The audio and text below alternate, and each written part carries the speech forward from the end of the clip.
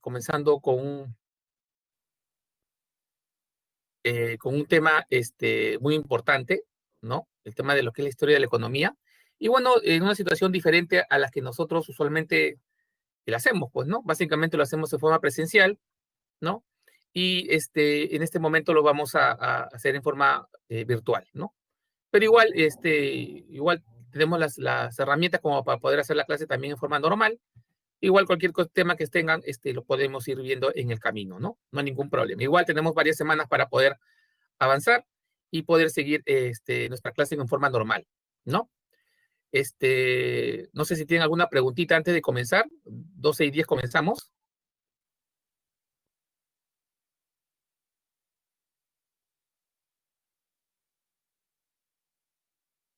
¿Ninguna pregunta? Perfecto, entonces no hay ningún problema.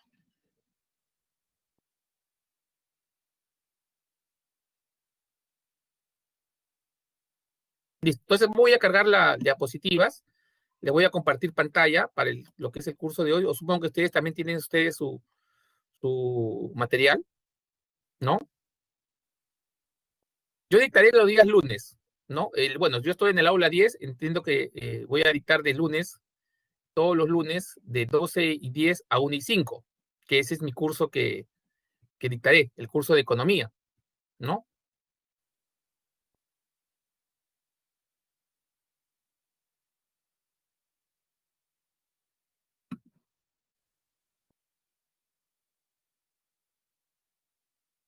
A ver, un momentito, por favor, para ver la clase, para ver, poder compartir esto.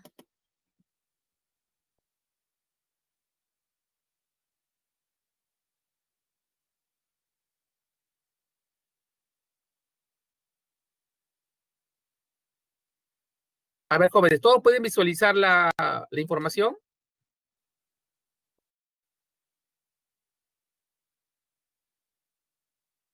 ¿Pueden visualizarla? Muy bien.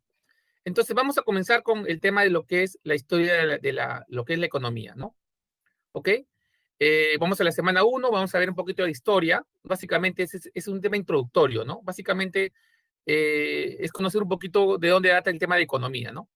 Creo que ustedes ya lo vieron en su clase en el colegio, ya de alguna forma más o menos preliminar. Aquí vamos a hacer un pequeño recordatorio, más que nada de lo que han visto, ¿no? ¿No? Por ejemplo, aquí vemos los principios básicos de la economía, ¿no? Todos sabemos que la economía es una ciencia social, definitivamente, ¿no? Básicamente porque administra los recursos escasos, los recursos que tenemos alrededor de nosotros, ¿no? Obviamente, ¿para qué? Para satisfacer nuestras necesidades, ¿no? Las necesidades del ser humano, ¿no? El ser humano tiene infinidad de necesidades, ¿no? Y obviamente necesidades ilimitadas, ¿no? Y tiene que satisfacerla con los recursos limitados que tenemos, ¿no? Entonces, esos son los principios básicos de la economía, ¿no? Recursos limitados para satisfacer necesidades ilimitadas, ¿no? Bueno, la palabra economía viene de la palabra oikos, caso hacienda, creo que eso ya lo vieron en el colegio, nomos administración. Entonces, ¿qué vendría a ser la economía? Administración de la casa o de la hacienda, ¿no? Básicamente la economía, cuando nosotros escuchamos la palabra economía, nosotros ya implícitamente sabemos a qué nos referimos, ¿no? A dinero, pues, ¿no? Básicamente eso lo sabemos, ¿no? ¿No? Y acá viene el tema de otro de los principios básicos, ¿no? El tema del conflicto, ¿no? Necesidades ilimitadas con recursos limitados, ¿no? ¿Y cuáles son las necesidades ilimitadas? Las necesidades ilimitadas básicamente son todas las necesidades que tiene el ser humano. Por ejemplo, yo en este momento yo quiero quizás comer, quiero almorzar, quiero salir a la calle, quiero ir al cine, quiero manejar mi carro, etcétera. Tengo infinidad de necesidades ilimitadas, pero todas no las puedo satisfacer, ¿no? ¿Por qué? Porque tengo recursos limitados, ¿no? Quizás para usar mi carro necesito cargar combustible y obviamente pagar la gasolina. Para almorzar en la calle, tengo que salir a la calle y obviamente pagar, ¿no? Por ese alimento que voy a comprar, por ejemplo, en Kentucky, ¿no? Entonces, son varias necesidades ilimitadas que tiene el ser humano, pero los recursos que tenemos son limitados. Y usualmente cuando hablamos de recursos, sobre todo ahora, hablamos básicamente de dinero, que no es lo único, ¿ah?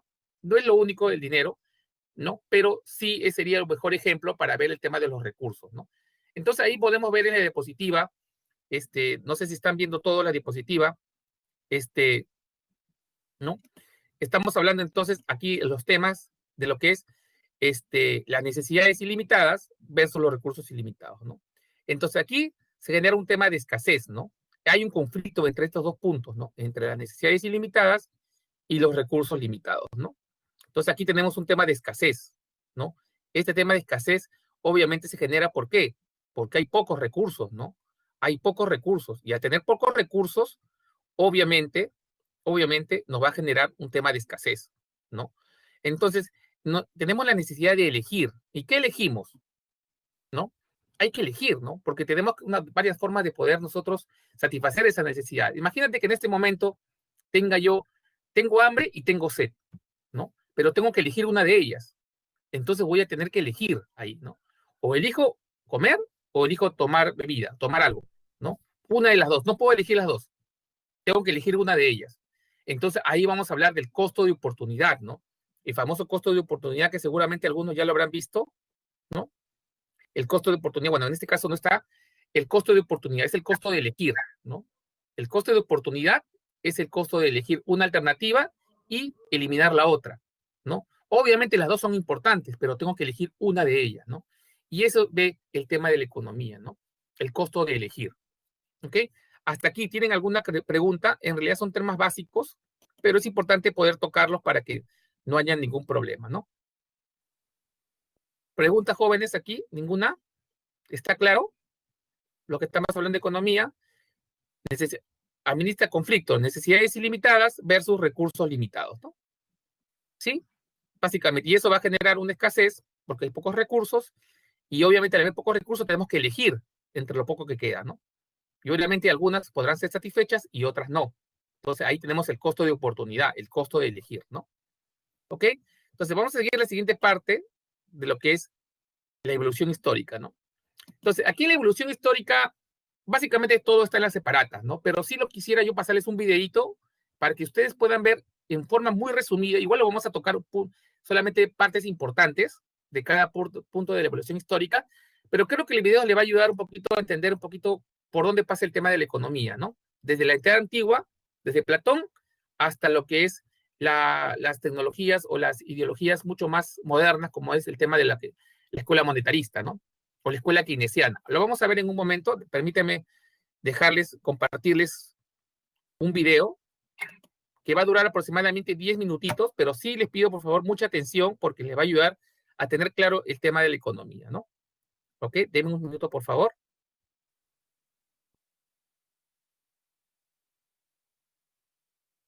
Denme un segundito, por favor.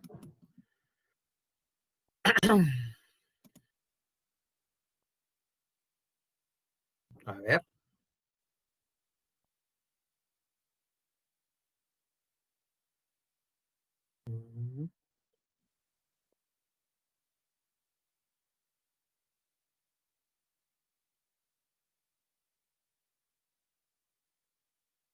A ver, por favor, me dicen que si está todo bien, ¿lo ven?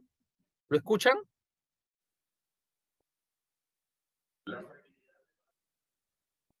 Vamos a comenzar de nuevo, ¿ya? Para que todos lo puedan ver. ¿Ya?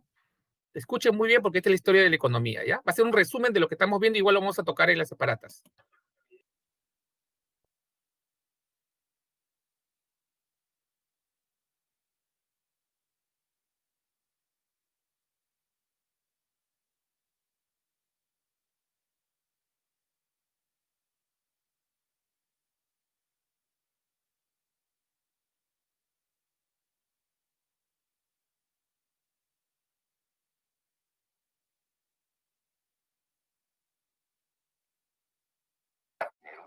¿Es correcto tener esclavos? Tengo algunas dudas, pero de que el lucro es una infamia, estoy seguro.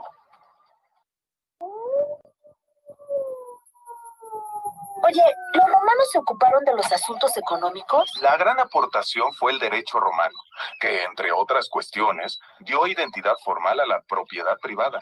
La propiedad privada es el poder jurídico que tiene un individuo sobre una cosa. Exacto, poder jurídico que más tarde fue base para desarrollar el capitalismo. Pero calma, estamos en Roma. Aquí también se originó la cristiandad. Y una visión moralista de la economía. Durante la Edad Media, los campesinos comían de sus cultivos y daban sus ropas y daban a los señores feudales parte de su producción. El mercado era débil. Sin embargo, el filósofo Tomás de Aquino, retomando las inquietudes de Aristóteles, analizó la equidad en el precio de los bienes. El precio justo es una obligación religiosa. Quien lo quebrante será condenado. A quemarse en el infierno. Como en Grecia y Roma antiguas, en la Edad Media la economía se mezcló con la ética. Apaga ese infierno y prosigamos nuestro viaje. El descubrimiento de América y la exploración del Lejano Oriente fortalecieron el mercado. Entonces es que aparece el mercantilismo. Entre el siglo XV y mediados del XVIII. Exacto. Los mercantilistas conquistaban nuevos territorios y obtenían materias primas. Decían que para tener una economía fuerte, un país debía vender mucho y comprar poco, así como acumular metales preciosos. Pero, ¿influyeron el oro y la plata extraídos de las minas del Nuevo Mundo? Muchísimo. Representaban poder y seguridad para los países e influyeron en la llamada revolución de los precios. ¿Revolución de los precios? Sí. Ante la gran cantidad de oro y plata que había, los precios de los bienes se elevaron. Pero, ¿y la producción? La producción estaba destinada a la exportación, por lo tanto los salarios eran muy bajos. Los trabajadores deben ganar lo necesario para subsistir, ser menos ociosos y más productivos.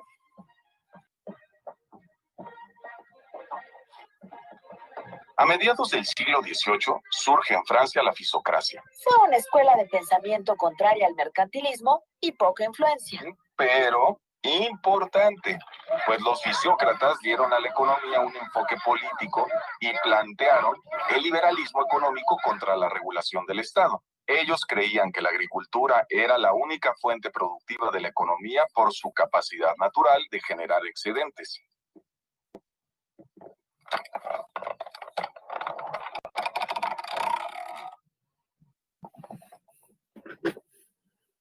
Y a los productos de fábrica los consideraban estériles por no poder multiplicarse igual que una semilla.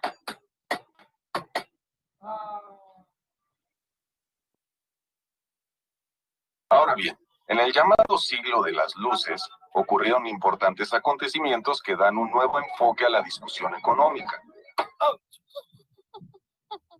Se divulgaron grandes tratados políticos y filosóficos, entre ellos una investigación sobre la naturaleza y causas de la riqueza de las naciones del escocés Adam Smith, obra que da inicio a la escuela clásica, que es la primera escuela moderna de economía.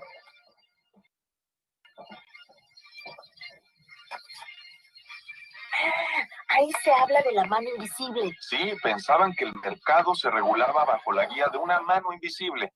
Cada persona, al perseguir su beneficio, favorecía el de toda la comunidad.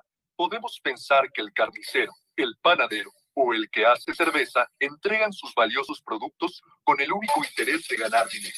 Pero al hacerlo también atienden los intereses de todos los demás. Claro, las cosas llegan al consumidor porque alguien espera ganar dinero con ello, pero finalmente todos obtienen un beneficio.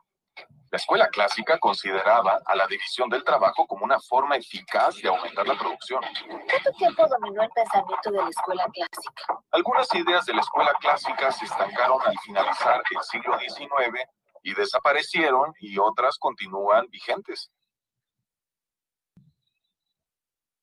¿El marxismo fue una respuesta a la escuela clásica? Mira, Marx vivió los efectos de la revolución industrial para constatar que la clase trabajadora recibía escasos beneficios. Marx aseguraba que la escuela clásica no tenía sustento histórico al afirmar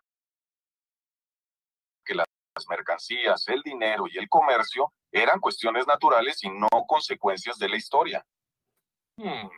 La sociedad capitalista está conformada por dos clases sociales, capitalistas y obreros, cuyos intereses son irreconciliables. En su obra, El Capital, Marx analizó las bases económicas de la sociedad moderna, el modo de producción capitalista la formación y lucha de clases, así como las leyes que rigen el desarrollo histórico de la economía. Oye, pero Marx coincidía con los clásicos al decir que el trabajo es la única fuente generadora de valor. Sí, pero también aseguraba que el capitalista se queda con una parte del valor generado por el obrero. La plusvalía. Exactamente. Además, Marx decía que el capitalista, buscando aumentar la producción, reinvertía parte de esa riqueza en tecnología, desplazando a los obreros y formando lo que se conoce como ejército industrial de reserva, mismo que reducía los salarios y generaba más miseria. Ajá, también disminuía el consumo y aumentaba las mercancías en circulación. Un círculo vicioso. Ahora, diversos pensadores en distintos países y casi al mismo tiempo analizaron el comportamiento del mercado y los precios. Muchos coincidieron en sus ideas y crearon la corriente neoclásica. O sea que influyó la prosperidad que estaba ocurriendo en las sociedades occidentales. Claro. Además, en la investigación y el conocimiento científico, había un clima optimista que contagió a los pensadores neoclásicos, quienes hicieron suya la fe en el progreso y la bondad de sus resultados. Ujú. Los neoclásicos fueron los primeros en aplicar el análisis matemático a la economía. Así es. Además, aseguraban que los individuos eligen razonablemente para obtener beneficios, sean consumidores o productores, y eso favorece al mercado. Para ellos la competencia era básica. El vendedor siempre querrá cobrar más y el consumidor querrá pagar menos. Al haber competencia, la oferta y la demanda llegan a un precio que equilibra las expectativas de ambas. El mercado se arregla solo y los precios se equilibran. Algo así como la mano invisible de Smith. ¿Aceptaban que el Estado interviniera? No, hombre, ni tampoco la existencia de monopolios. ¿Cuándo declina la estrella de los neoclásicos? En los años 20 empezó a recibir severos cuestionamientos por su limitada capacidad de respuesta. Definitivamente la crisis financiera de 1929, la caída en la producción y el desempleo masivo. Fue su desgracia. Bueno. Ellos sostenían que la economía lograría el equilibrio por sí misma sin intervención del Estado. Pero la economía se colapsó. Sí, hubo una recesión, pero años después, John Keynes publicó su obra Teoría General de Ocupación, el Interés y el Dinero, que da inicio a la revolución keynesiana, aunque la escuela neoclásica no muere del todo. Creo que estoy escribiendo un libro sobre teoría económica que producirá una gran revolución en la manera de pensar del mundo sobre los problemas económicos. Supongo que no enseguida, sino en el curso de los próximos 10 años. Pero, atención, la escuela neoclásica no termina aquí. Ah, ¿no? ¿Por qué? ¿Qué más dice Keynes? Entre otras cosas, que el mercado por sí mismo no puede arreglar sus desajustes y que el Estado debe intervenir en la economía a través de inversiones públicas. Como la construcción de grandes obras. Sí, en parte. Al principio, las ideas de Keynes encontraron resistencia entre los principales economistas norteamericanos, pero con el tiempo fueron aceptadas. Entonces, siguen vigentes. Bueno, sí, después de la crisis del 29, la corriente neoclásica reformula su pensamiento, tomando lo mejor y estableciendo lo que se conoce como la síntesis neoclásica. Entiendo. Una vez más, hay un reacomodo de ideas. En el transcurso del siglo XX surgieron nuevas corrientes como la escuela monetarista, liderada por Milton Friedman. Él propuso regular la cantidad de dinero en circulación para controlar la inflación y adaptó una antigua teoría del dinero. A largo plazo, las variaciones de la oferta de dinero influyen en el nivel general de los precios, pero no afectan a la producción ni al empleo. Uy, suena complicado. Oye, ¿quiénes son los líderes actuales? Mira, en este momento existen otras escuelas o corrientes de pensamiento como las expectativas racionales o los post-keynesianos, pero no hay escuela líder. Continúa el debate, pues los desequilibrios de la economía siguen sorprendiéndonos. Digamos que no hay escuela con bola de cristal. Bueno, es que el pensamiento económico busca precisión para anticiparse a los problemas y encontrar equilibrio, pero... Insisto, por eso sería bueno contar con una bola de cristal. Así todos los economistas estarían de acuerdo. Yo creo que ni con una bola de cristal se pondrían de acuerdo. Decía Bernard Shaw, Si se colocaran a todos los economistas uno al lado del otro, aún así no llegarían a una conclusión.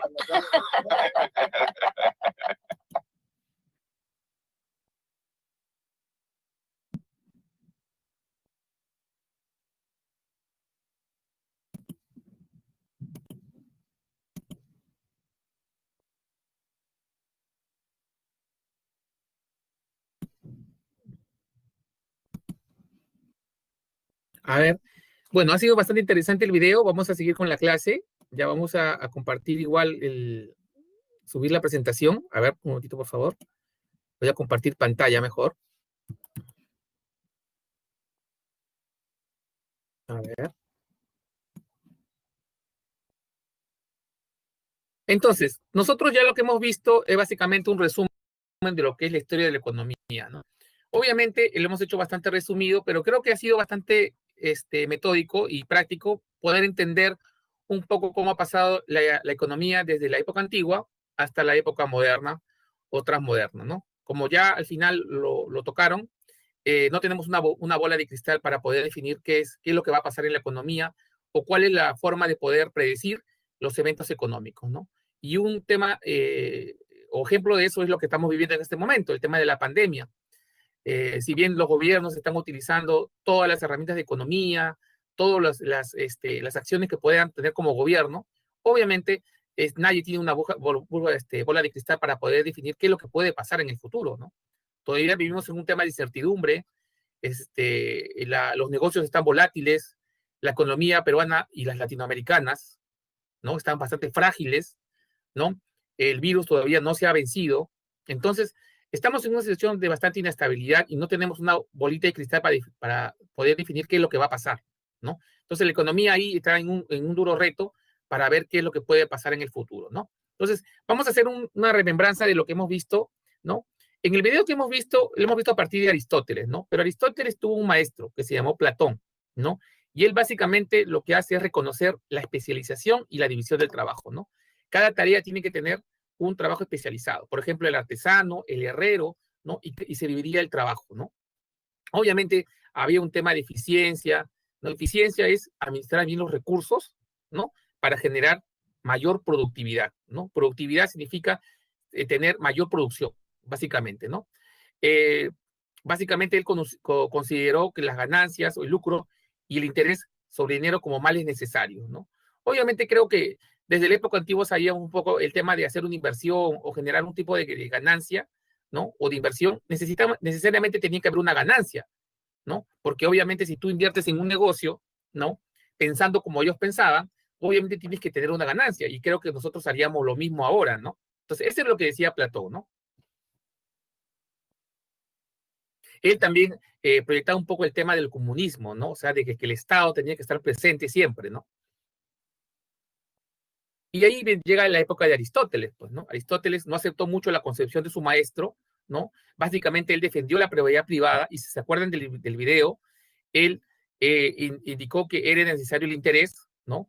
Pero era una forma natural, no natural de ganar dinero, ¿no? Pero sí defendía, estaba de acuerdo que debía, si tenías un interés, perdón, una inversión en un negocio, ¿no? Obviamente tenía que haber un interés o una ganancia sobre esa inversión, ¿no? Entonces lo aceptaba, sí, pero defendía la propiedad privada, ¿no? Entonces Aristóteles defendía mucho la propiedad privada. En la Edad Media, como vimos en el video, básicamente desde el siglo V hasta el siglo XIV, más o menos 9 siglos, ¿no? De época oscura, el oscurantismo le decían a la Edad Media. ¿Por qué? Porque la humanidad prácticamente se quedó estancada, ¿no? No hubo muchos avances tecnológicos, no hubo muchos descubrimientos, prácticamente la ideología que se manejaba o las creencias eran en base a la religión, ¿no? Obviamente la religión católica, ¿no? Prácticamente los sacerdotes son los que, o la clase religiosa la que dominaba la humanidad en ese momento, en ese caso Europa, ¿no? Y en esos temas de la Edad Media surgió el famoso padre Santo Tomás de Aquino, ¿no? Que básicamente nos decía, pues, que la tierra, la organización de las personas era en base al feudalismo, ¿no? Un señor feudal, un siervo, ¿no? Básicamente que ellos son los que trabajaban la tierra y obviamente le daban una rentabilidad al señor, ¿no? Al dueño o al feudal, ¿no? Y obviamente propugnaba por un precio justo, ¿no? ¿No? Si no, como dice el dicho, te ibas al infierno, algo así, ¿no? Entonces, eso es lo que se creía, ¿no? Entonces, se basaba mucho en los temas morales, en temas éticos, ¿no? Propios de esa edad, ¿no? De épocas de la religión. Ya obviamente después de la Edad Media, ¿no? Cuando ya comenzaron la humanidad comenzó a crecer un poco más, comenzaron a llegar las nuevas, básicamente, tendencias, ¿no? Lo que es la Edad Moderna. Este de aquí lo vamos a ver al final, esta diapositiva. Con el descubrimiento de América, la caída de Constantinopla en el siglo XIV, siglo XV más o menos, ¿no? Se dio a llegar a una nueva etapa en la historia de la humanidad, ¿no? El comercio con las nuevas colonias, ¿no? No solamente las colonias españolas en América, sino las colonias portuguesas, holandesas, francesas, inglesas, ¿no? Todos sabemos que los ingleses conquistaron de Norteamérica hacia arriba, lo que es Canadá, parte de lo que es Norteamérica, Estados Unidos, ¿no? Francia también llegó a una parte de lo que es Canadá, la parte francesa de Canadá, parte de las Antillas, ¿no? Los portugueses llegaron a lo que es las costas de África, ¿no? Y llegaron a la parte septentrional de África y a las costas del Brasil, ¿no? Y obviamente los holandeses también llegaron a lo que son las Guayanas y lo que es las Antillas, ¿no? Y obviamente los españoles, ya que sabemos dónde llegaron, prácticamente llegaron a México, Centroamérica, Sudamérica, por los países, por el lado del Pacífico. Entonces, se generaron nuevas colonias, ¿no? Nuevos lugares donde se pueda comerciar. Obviamente, como ustedes vieron en el video, no fue un comercio propiamente dicho, sino básicamente se basaba el comercio en el oro y la plata, ¿no? Prácticamente la acumulación de oro y plata, ¿no? Toda la acumulación por parte de esas potencias, ¿no? Y obviamente lo que buscaban era tener mayor poder económico, ¿no? Y para ellos, los mercantilistas, se basaba en el comercio de lo que es el oro y la plata. Y obviamente había un proteccionismo del Estado. El Estado tenía que estar ahí presente siempre, avalando ese tipo de comercio, dando leyes para que ese comercio se realizara, y obviamente las potencias, como indica ahí, Francia, Inglaterra, Alemania y España, por ejemplo, hay falta Holanda y Portugal, ¿no? Pudieran tener el poder sobre ese tipo de riquezas, ¿no? Básicamente lo que hemos visto en el tema de historia, ¿no? Ok, jóvenes, hasta aquí, ¿tienen alguna pregunta, alguna duda? ¿Tenemos alguna duda por aquí? ¿Algo que no esté claro? ¿Está todo claro, jóvenes? Sí, no, alguna consulta. El tema del mercantilismo es bien claro, ¿no? Porque es prácticamente un poquito de historia, ¿no? Esto es lo que tienen que saber. El mercantilismo basaba, ¿no? Vamos a recopilar. En la Edad Media había el feudalismo, ¿no? Y básicamente se propugnaba a través del señor Santo Tomás de Aquino, que defendía un poco el tema de los productos. Obviamente tenía que tener un precio fijo, un precio exacto y un precio justo. Si no cobrabas ese precio justo, lo asociaba mucho con el tema de que te ibas al infierno, tema de ética, ¿no? De valores religiosos, ¿no? Pero ya después de esa Edad Media, ya surgieron, con los nuevos descubrimientos, llegó el tema de lo que es el mercantilismo, ¿no? Que se basaba bastante en comercio, ¿no? El comercio entre las potencias y sus colonias. Pero lo único que buscaban era acuñar la mayor cantidad de oro y plata, ¿no? Eso es lo que buscaba. Prácticamente fue como un saqueo, en realidad, no fue un comercio en sí, ¿no? Pero los mercantilistas en esa escuela se basaban en el tema del oro y la plata, como los metales preciosos de esa época, ¿no? Hasta aquí yo creo que está bastante claro, ¿no? El tema de los mercantilistas. Vamos a seguir avanzando con el tema de lo que es sus doctrinas. Bueno, como ya les decía, ¿no? Basaba mucho la riqueza aquí en el comercio, en la circulación del dinero, el movimiento del oro y la plata, ¿no? Básicamente ese era su fin, ¿no? Su meta, su objetivo, ¿no? Acuñar la mayor cantidad de metales preciosos de esa época. Y todos sabemos que en la época de la colonia, lo que buscaban los españoles, por ejemplo, era el oro y la plata, ¿no? Postulaban la intervención del Estado, exactamente, postulaban la intervención activa del Estado en la vida económica, justamente lo que le decía, ¿no? ¿Para qué? Para que el Estado pueda garantizar que ese tipo de comercio se siga realizando, ¿no? Obviamente leyes, obviamente de los países opresores a los países oprimidos, ¿no? En este caso, el Perú, en este caso, ¿no? Entonces, obviamente lo que buscaban era mantener una balanza comercial favorable, que el país llegara con mayor cantidad de oro y plata, ¿no? Obviamente generar una potencia, ¿no? Obviamente, ahora sabemos nosotros que por más oro y plata que España recaudó, no logró hacer la gran potencia que ahora es Estados Unidos o China, ¿no? Entonces, todo eso que pasó en el siglo XVI o siglo XV, en la época del descubrimiento y la colonia, no le sirvió mucho a España, ¿no? Y creo que ni mucho ni a Portugal, ni a Holanda, ni a Francia, ¿no? Básicamente son los países que mayor poder tuvieron, ¿no? Inglaterra sí, porque Inglaterra ahorita es la quinta potencia económica mundial, ¿no? Es un país muy poderoso también, igual un aliado de Estados Unidos, que es la primera potencia mundial. Entonces, obviamente, sabemos muy bien de dónde venimos, pues, ¿no? Nosotros venimos conquistados por los españoles, ¿no? Seguimos siendo países en tercer mundo, y los norteamericanos fueron conquistados por los ingleses, ¿no? Que tienen una forma de visión, de futuro, ¿no? De progreso, ¿no? Y obviamente Estados Unidos ha podido asumir esa herencia, ¿no? Ahí tenemos la escuela fisiocrática, ¿no? También hablamos de la escuela fisiocrática. La escuela fisiocrática básicamente basa su poder en la tierra, ¿no? Para ellos, para los fisiócratas, la tierra es el sustento o el poder de generar riqueza, ¿no? Es el que te da mayor riqueza, que es diferente, era una oposición al mercantilismo, ¿no? Como vimos en el video, la escuela fisiocrática, la única diferencia que te da es que la tierra es el factor de producción, ¿no? Y es el que te va a dar mayor rentabilidad, mayor ganancia, ¿no? Y la única forma que te pueda crear trabajo productivo que era capaz de crear excedente, ¿no? Te creaba un excedente, ¿no?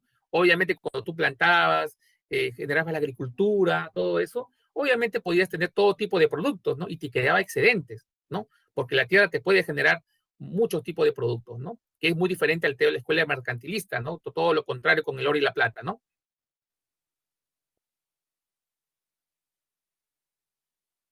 Años después, ya en plena revolución industrial, como vimos en el video, ya apareció la escuela clásica, ¿no? Al final del siglo XVIII en Inglaterra, ¿no? Más o menos 1700 y algo, ¿no? 1780, 1790, ¿no? Obviamente Adam Smith es muy conocido por la obra que hizo, ¿no? Es un estudio que hizo sobre la riqueza de los países, ¿no? Y su libro se llama, en realidad lo conocemos nosotros como La riqueza de las naciones, ¿no? Pero en realidad se llama Investigación sobre la naturaleza y causa de la riqueza de las naciones, ¿no? Es por Adam Smith, más conocido como el padre de la economía. Este trabajo surge en el contexto del desarrollo de la revolución industrial y el surgimiento del liberalismo económico. ¿Qué quiere decir el liberalismo económico? ¿No? Que básicamente no debe haber intervención del Estado.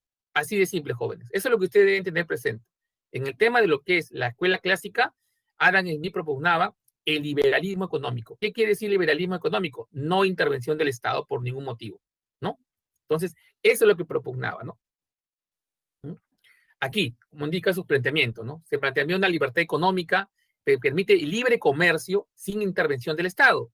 El Estado no tenía por qué intervenir porque para ellos, para los clásicos, el Estado era un mal que en vez de ayudar era en contra del crecimiento de la población, ¿no? Obviamente basaba mucho su riqueza en el trabajo, ¿no? El trabajo es la fuente de riqueza, ¿no? En la última instancia, esta depende de la división del trabajo y la especialización, ¿no? Hay un tema también que distinguió mucho el tema de lo que es la escuela clásica, el valor de uso y el valor de cambio, ¿no? El valor de uso es básicamente para qué te sirve ese producto, ¿no? ¿No? Por ejemplo, si yo tengo un mouse, ¿no? El valor de uso de ese mouse para mí me va a servir bastante porque yo lo puedo utilizar para poder hacer mis clases y mover y utilizar mis pantallas. Pero como valor de cambio de bienes, un mouse, ¿cuánto costará? 20 soles, 15 soles, 18 soles, ¿no? Entonces, no va a valer mucho quizás, ¿no? Pero para mí, entonces ahí se distingue, los clasistas distinguieron eso, ¿no? El valor de uso y el valor de cambio de los bienes, ¿no? Obviamente,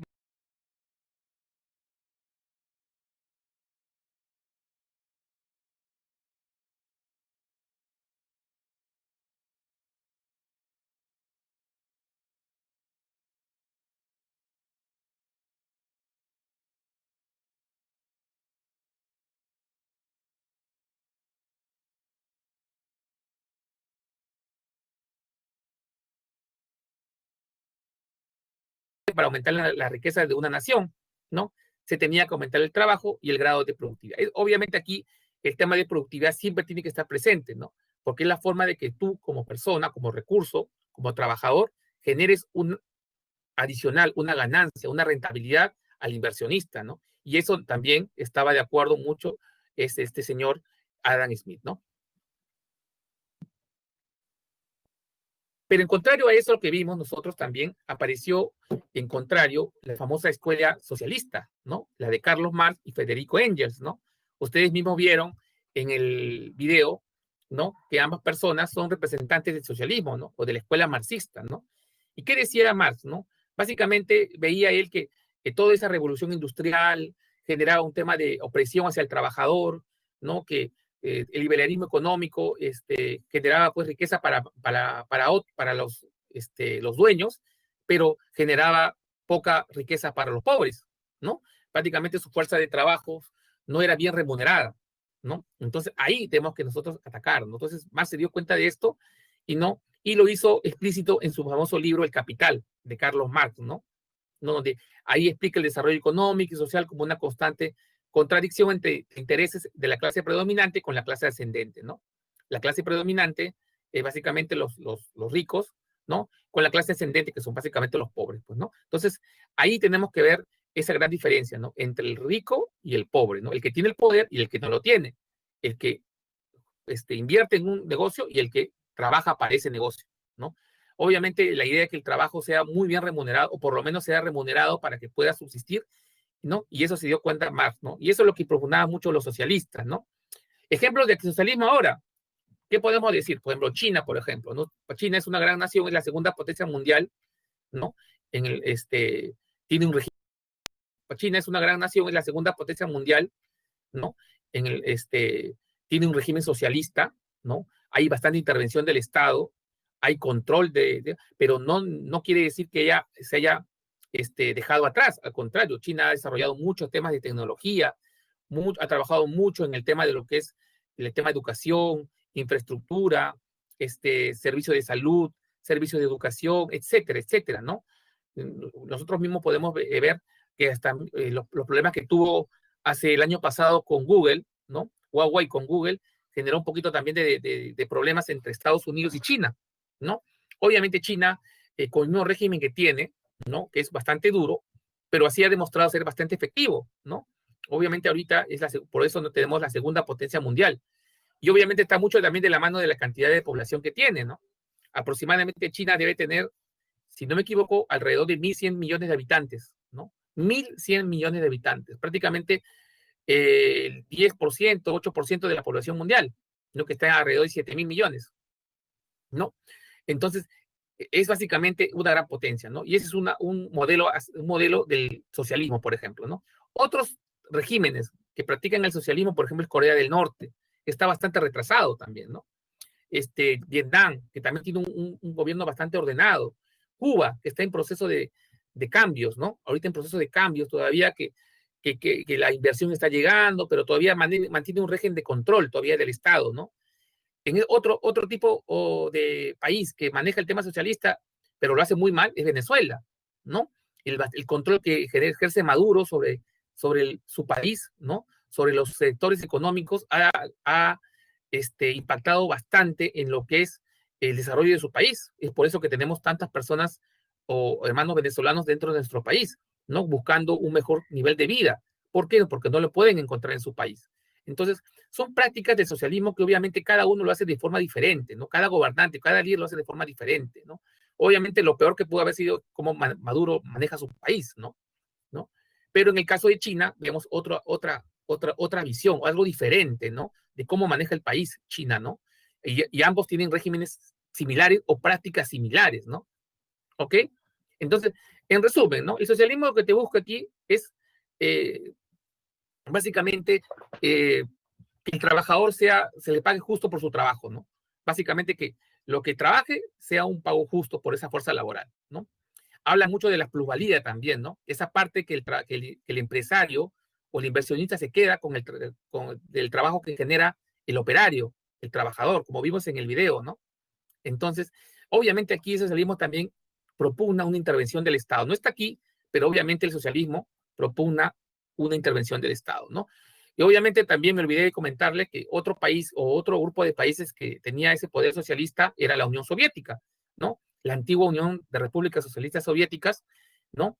Que básicamente propugnaba el tema del socialismo, ¿no? El control del Estado, el control de los medios de comunicación, el control de los sectores productivos, en control de la parte del salario del trabajador, ¿no? Etcétera, etcétera, ¿no? Entonces, ese también podría ser otro ejemplo, ¿no? Hasta aquí, jovencitos, ¿tendríamos una consulta adicional? ¿Entiende lo que hemos visto, lo que es el marxismo y la escuela clásica? Son prácticamente contrarias, ¿no? La escuela clásica lo que te busca es el liberalismo económico sin intervención del Estado. La doctrina marxista lo que busca es el control del Estado y un pago justo al trabajo del operario, ¿no? Del obrero, ¿no? A eso significa, ¿no? Entonces simplemente hagan resúmenes, ¿no? Capten las ideas necesarias de cada doctrina para que ustedes los tengan siempre en el top of mind, ¿no? O en el cerebro, y ustedes cada vez que les digan puntualmente ya saben a qué significa cada escuela, ¿no? Eso yo les recomendaría, ¿no? Que tengan las ideas más que nada principales, porque eso es lo que les van a preguntar en algún momento, ¿no? ¿No? Básicamente, ¿de qué propugna cada escuela, ¿no? ¿Ok?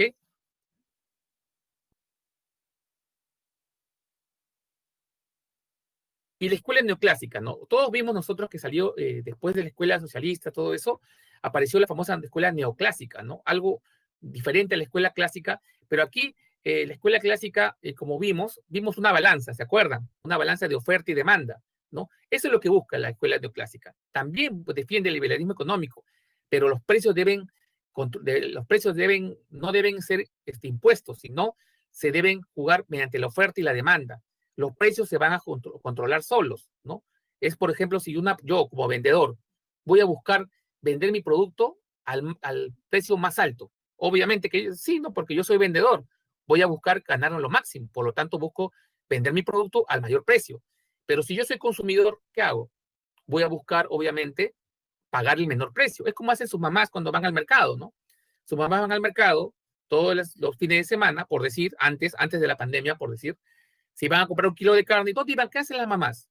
Las mamás van a un solo lugar a comprar, no. Las mamás van a preguntar puesto por puesto, de tal forma de buscar pagar el mínimo precio. Y obviamente, ¿qué hace el lado del vendedor? El vendedor, obviamente, lo que va a hacer es ofrecerle el producto al mayor precio, para ellos ganar más. Entonces, obviamente, va a llegar un momento en equilibrio, ¿no? Va a llegar un momento que tu mamá va a encontrar a una persona que justamente pueda pagar ese producto, y justamente la otra persona pueda vender ese producto que tu mamá lo va a querer pagar. Entonces, se van a poner de acuerdo en un precio, ¿no? Se van a poner de acuerdo, ¿no? Ama de casa y casero se ponen de acuerdo en un precio, y ahí donde ganamos el precio de equilibrio, ¿no? El punto de equilibrio. Ambos se ponen, oferta y demanda, productor y consumidor, se ponen de acuerdo. Entonces, eso es lo que propugnaba la escuela neoclásica, ¿no? ¿No? Básicamente, es un tema que se regula dentro de los mercados, ¿no? La oferta y la demanda se regula dentro de los mercados. Eso lo vamos a ver más adelante, ¿no? Cuando lleguemos al tema de oferta y demanda, ¿no? Y aquí básicamente también incorporan el tema de la teoría de la utilidad marginal, ¿no? Para explicar cómo optimizan los agentes económicos, la utilidad y la ganancia que van a tener, ¿no? Nuevamente, por el lado del comprador, la ganancia va a ser pagar menos, ¿no? Porque yo voy a pagar por un producto que para mí, como percepción, me va a satisfacer mis necesidades, ¿no? Y por el lado del vendedor, obviamente yo voy a vender ese producto, pero voy a tener una ganancia por eso. Entonces voy a ganar de ambos lados, ¿no? Eso es lo que ve la escuela neoclásica. Bueno, obviamente también cuando ven en el video también, después de muchos años, ¿no? Ya en el siglo XX, iniciando el siglo XX, ¿no? La escuela neoclásica fue la que más predominaba en el mundo, ¿no? Básicamente los precios se ordenaban solos, ¿no? Se orientaban solos de acuerdo a la oferta y la demanda. Pero ¿cuándo terminó esto? Cuando comenzó la gran crisis del 29, ¿no? En 1929 se generó la gran crisis mundial, donde muchas empresas quebraron. Estados Unidos fue el más impactado por eso. Miles de personas se quedaron sin trabajo. Fue la mayor crisis mundial en la historia, ¿no? Y obviamente la escuela neoclásica no pudo dar una solución a esos temas económicos que habían pasado en ese momento, ¿no? Entonces ahí surgió la famosa figura del señor, ¿no? John Maynard Keynes, ¿no? Que básicamente en su libro de la teoría general de la ocupación, el interés y el dinero, ¿no? Hablaba mucho del tema de lo que es la inflación, como el concepto de inflación, como es el nivel de aumento general de precios, influye en una economía de un país, ¿no?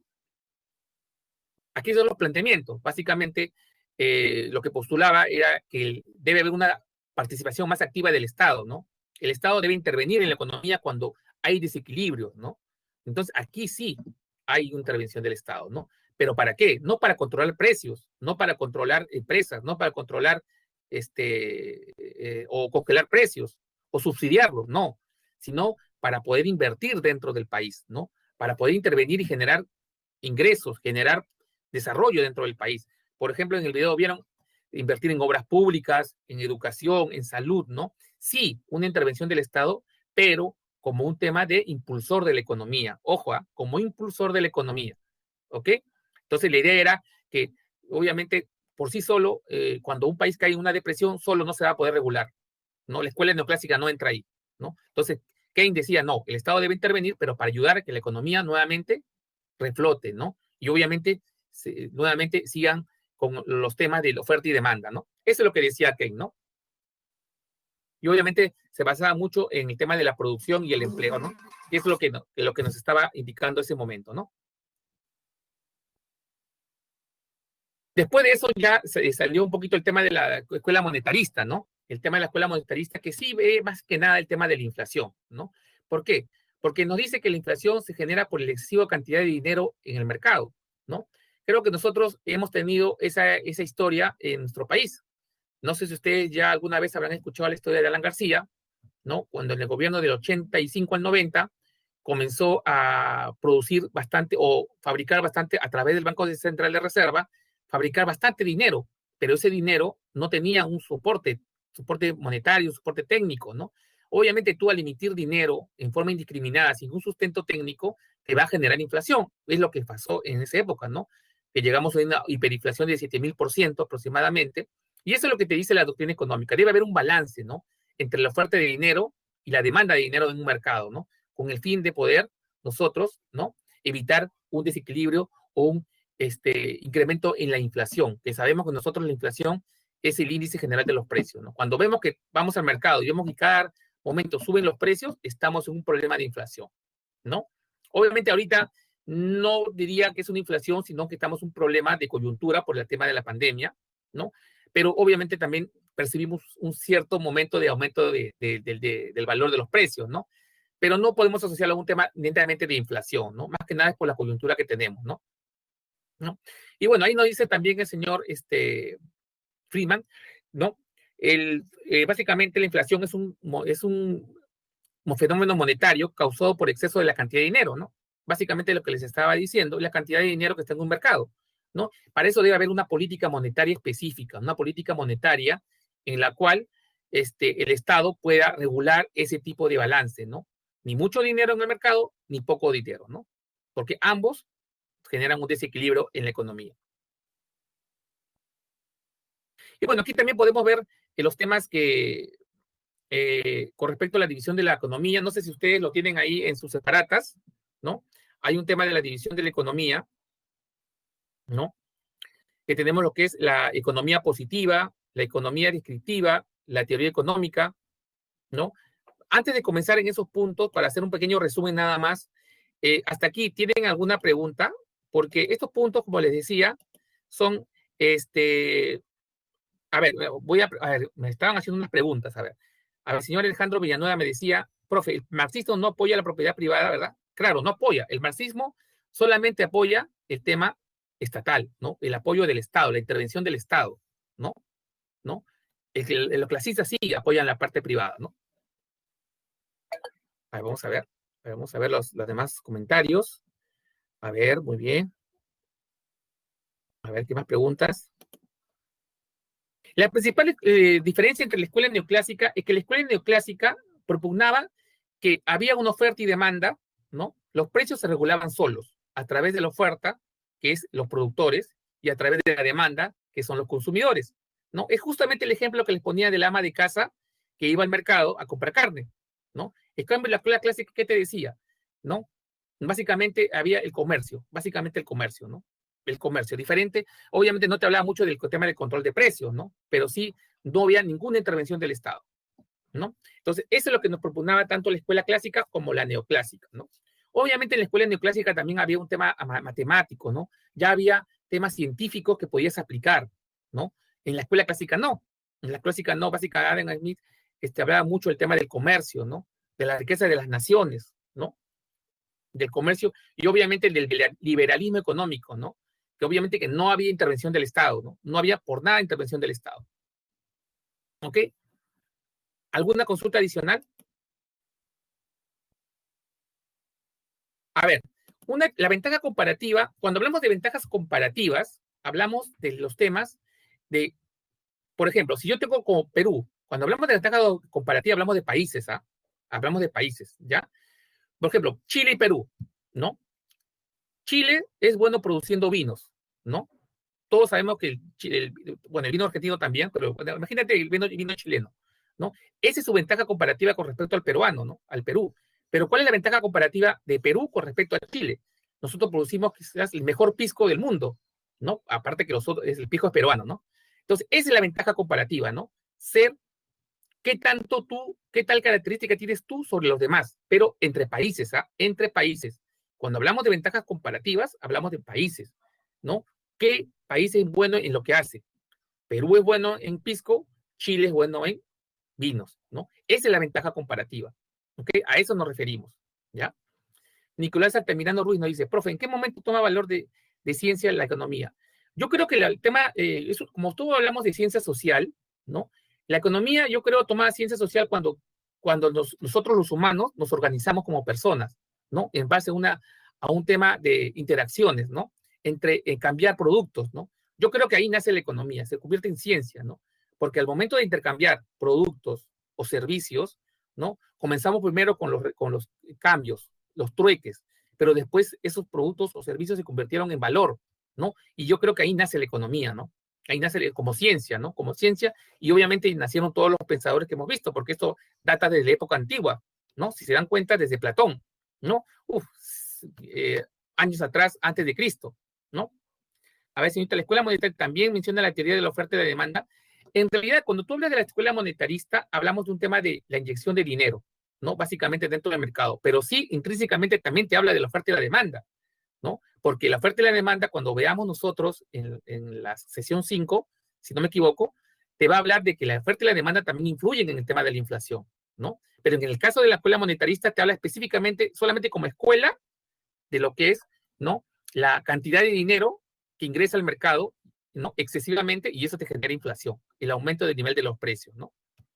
Obviamente hay un desequilibrio ahí, obviamente, ¿no? Entre la oferta y la demanda. Pero sí, intrínsecamente también te habla de la demanda, de la teoría de la oferta y la demanda.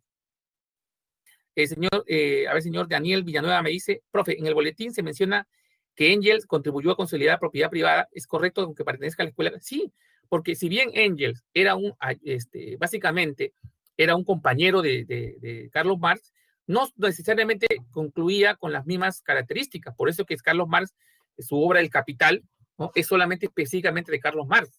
Engels sí lo ayudó, propugnaba algunas ideas de él, pero no necesariamente todas. Por eso que Engels también se ha considerado parte del tema de la propiedad privada, defendía ciertas partes de la propiedad privada, ¿no? En cambio, Marx no, Marx era el tema todo social, ¿no? Todo el poder defender al trabajador, la intervención del Estado, regular el mercado, etcétera, ¿no? Entonces, todas esas ideas, jovencitos, tenlas bien marcaditas para que ustedes puedan subrayarlas y tenerlas presentes, ¿ok? Ok, listo. Entonces, ahí, ¿tienen alguna pregunta adicional? Los temas que quedan pendientes, lo vamos a ver porque estamos 5 minutitos. Más bien les voy a dar las respuestas. Igual, terminen de ver la división de la economía, que son pasos sencillos. Dudas, lo vemos en la siguiente clase. Y les voy a dar la respuesta a las preguntas. A ver si toman nota, por favor. A ver, la número 1 es la A. ¿Ok? Número 1 es la A. Número 2 es la D. Número 2 la D. Número 3 es la B. Número 4 es la C. Número 5 es la D. Número 5 la D. Número 6 es la C. 6C. Número 7 es la B. Número 7 la B. Número 8 la D. Número 8 la D. Número 9 la C. Y nada más. ¿no? Es básicamente todo lo que hemos visto el día de hoy, ¿no? Entonces, para terminar un poquito la clase, jóvenes, vamos a hacer una pequeña encuestita. A ver, les voy a mandar, a ver, les voy a repetir rapidito, ¿ya? Lo que falta, a ver, lo voy a volver a repetir. A ver, rapidito nada más. La 1 es la A. 1A. 2, D. D de dado. 3, B de bebé. 4, C de casa. 5, D de dado. 6, C de casa. 7, B de bravo. 8, D de dado. 9, C de casa. Y nada más, ¿no?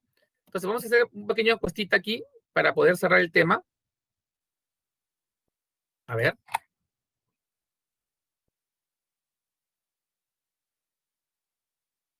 Básicamente, ¿qué les ha parecido la clase de hoy, no? Básicamente sería la pregunta, ¿no? Entonces, ¿qué les ha parecido la sesión el día de hoy? Ahí les doy la encuesta, por favor. A ver, ustedes, por favor, ahí les pido que ustedes lo marquen, ¿no? Y tengan todas sus presentaciones, sus observaciones. Son muy importantes sus feedback para poder ir mejorando, ¿no? Y obviamente la idea es que ustedes aprendan, ¿no? En forma didáctica, en forma amena y comprensible, ¿no? Y obviamente captando las ideas principales, ¿no? Principales para que tengan ustedes claridad de lo que se va a preguntar, ¿no? Profesor Ramos. ¿Sí? Profesor, le quedan 2 minutos para que finalice la clase. No se olvide de hacer su encuesta. Sí, ya la estoy emitiendo ya. Listo. Ya, gracias. Sí, ya estoy terminando ya. Un minuto más, ¿ya? Bueno, jóvenes, entonces esto será todo por el día de hoy. Más bien, muchas gracias y entonces nos vemos en la siguiente sesión. Que tengan muy buenas tardes.